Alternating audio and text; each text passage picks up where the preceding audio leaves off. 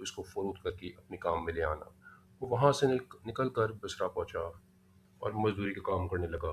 ہفتے میں ایک دن پیر کو کام کرتا اور 7 دن اس کو خرچ کرتا، اور 8ویں دن پھر پیر کو مزدوری کر لیتا۔ ہمیشہ ایک ہی رقم مزدوری میں کر لیتا، اس سے زیادہ نہ لیتا، کیونکہ ایک درہم اور ایک وانک پہ مشتمل ہوتی۔ وانک درہم کا چھٹا حصہ ہوتا ہے۔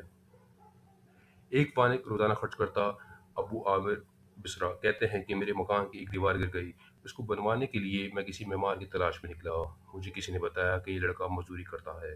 میں اس کے پاس گیا تو دیکھا ایک انتہائی خوبصورت لڑکا بیٹھا ہے اور پاس اس کے قرآن شریف رکھا ہوا ہے اور اس میں وہ تلاوت کر رہا ہے۔ میں نے پوچھا کہ کیا مزدوری کرو گے؟ کہنے لگا کیوں نہیں کریں گے، مزدوری کے لیے ہی تو پیدا ہوئے ہیں۔ آپ بتائیں کیا کام ہے؟ میں نے کہا تعمیر کروانی ہے۔ تو اس نے کہا کہ میری 2 شرطیں ہیں، 1 درہم اور 1 مانک مزدوری لوں گا، اور نماز کے اوقات میں کام نہیں کروں گا۔ میں نے اس کی دونوں شرطیں منظور کر لیں اور اس کو کام پر لگا دیا۔ مغرب کے وقت میں نے آ کے دیکھا کہ اس نے 10 آدمیوں کے برابر کام کیا، اور میں اس کو مزدوری میں 2 درہم دیے تو اس نے لینے سے انکار کر دیا۔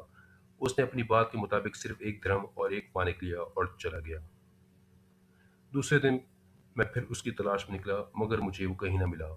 میں نے لوگوں سے اس لڑکے کی شکل و صورت بتا کے پوچھا کہ کیا اس طرح کے لڑکے کو کہیں دیکھا ہے، مگر لوگوں نے بتایا کہ وہ صرف پیر کے دن ہی کام کرتا ہے اور تمام اس کے علاوہ کبھی نہیں ملے گا۔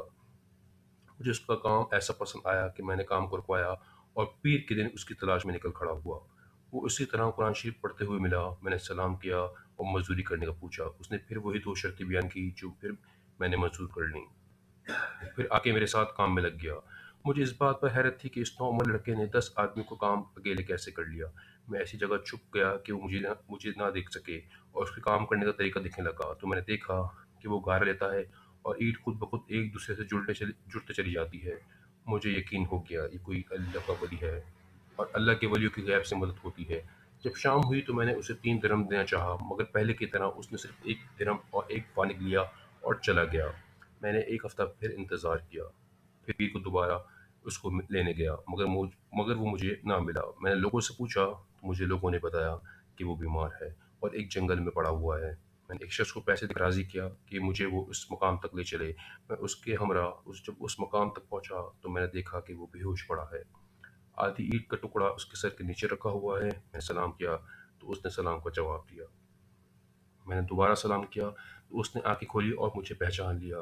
میں نے جلدی سے اس کا سر اینٹ سے ہٹا کر اپنی گود میں رکھ لیا، مگر اس نے سر میری گود سے ہٹایا اور کہا کہیں دنیا کی نعمتیں تمہیں دھوکہ نہ دے دیں۔ عمر ختم ہوتی جا رہی ہے اور یہ نعمتیں بھی اس کے بعد ختم ہو جائیں گی۔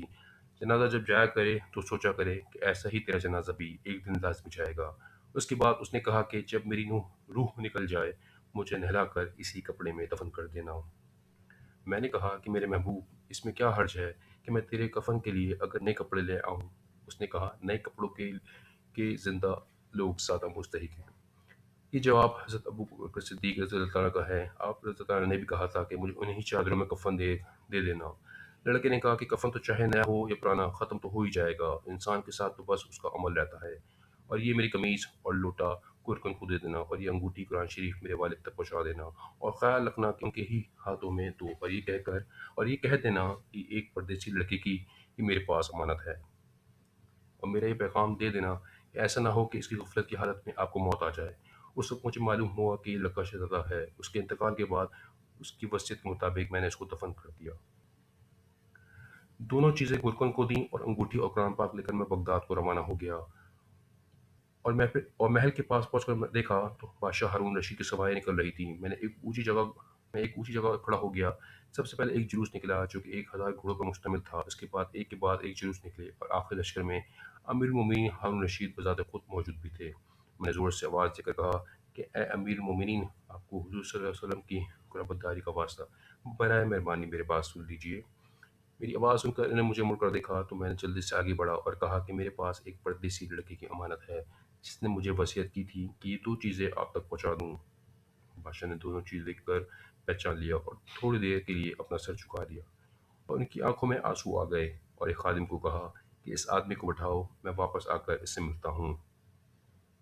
جب واپسی ہوئی تو محل کے پردے گروا کے خادم سے فرمایا اس شخص کو بلا لاؤ، اگرچہ وہ میرا کام ہی تازہ کرے گا خادم میرے پاس آیا اور کہا کہ امیر المومنین آپ کو یاد فرما رہے ہیں، اور کہا کہ یاد رکھنا امیر المومنین پر غم کا بہت اثر ہے، لہٰذا خیال رکھنا کہ اگر 10 باتیں کرنی ہو تو 5 پر ہی اتفاق کرنا۔ یہ کہہ کر وہ مجھے امیر المومنین کے پاس لے گیا۔ وہ اکیلے ہی بیٹھے ہوئے تھے، مجھ سے کہا میرے قریب آ جاؤ۔ میں ان کے قریب چلا گیا۔ کہنے لگے کیا تم میرے اس بیٹے کو جانتے ہو؟ میں نے کہا جی ہاں، میں اسے جانتا تھا۔ کہنے لگے کہ کیا کام کرتا تھا؟ میں نے کہا کہ گارے مٹی کا کام کرتا تھا۔ کہنے لگے کہ کیا تم نے بھی اسے کوئی کام کروایا تھا؟ میں نے کہا ہاں کرایا ہے۔ کہنے لگے کیا تمہیں اس بات کا خیال نہ آیا کہ اس کی حضور صلی اللہ علیہ وسلم سے قرابت داری تھی؟ یہ سب حضور صلی اللہ علیہ وسلم کے چچا حضرت عباس رضی اللہ عنہ کی اولاد ہیں۔ کہ امیر مومنین پہلے اللہ جل شانہ سے پھر آپ سے معذ خواہ ہوں، مجھے اس کا اس وقت علم ہی نہیں تھا کہ یہ کون ہے، مجھے ان کے انتقال کے وقت ہی اس کا علم ہوا۔ کہنے لگے تم نے اپنے ہاتھ سے اس کو غسل دیا؟ میں نے کہا جی ہاں۔ کہنے لگے اپنا ہاتھ لاؤ۔ پھر میرے ہاتھ کو لے کر اپنے سینے پر رکھ دیا اور چند اشعار پڑھے۔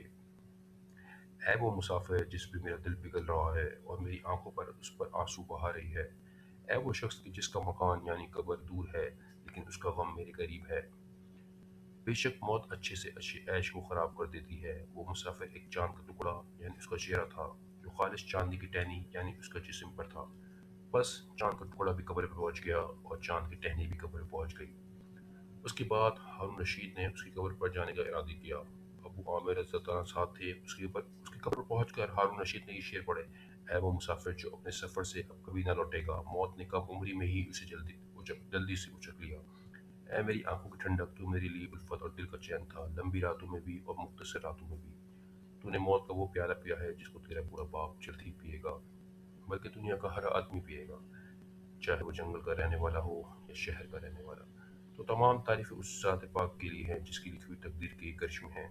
ابو عامر رضی اللہ عنہ کہتے ہیں کہ رات ہوئی تو میں نے اپنے وظائف پورے کر کے لٹا ہی تھا کہ میں نے خواب میں نور کا ایک قبہ دیکھا کہ جس کے اوپر نور ہی نور پھیلا ہوا ہے۔ اس نور کے اوپر میں سے اس لڑکے نے مجھے آواز دی کہ کہا: ابو عامر رضی اللہ جل شانہ تمہیں جزائے خیر عطا فرمائے۔ میں نے اس سے پوچھا کہ میرے پیارے میرے ساتھ کیا معاملہ ہوا؟ کہنے لگا کہ میں ایسے مولا کی طرف پہنچا ہوں جو بہت کریم ہے اور مجھ سے بہت راضی ہے۔ مجھے اس مالک نے وہ چیزیں عطا کی جو نہ کبھی کسی آنکھ نے دیکھی، نہ کسی کان نے سنی، نہ کبھی کسی کے دل میں اس کا خیال بھی گزرا۔ اس کے بعد اس لڑکے نے کہا کہ حق تعالی شاہ نے قسم کھا کے فرمایا ہے کہ جو بھی دنیا سے اس طرح نکل آیا جیسے میں نکل آیا ہوں، تو اس کے لیے بھی وہ سب اعزاز و کرام ہیں جو میرے لیے ہیں۔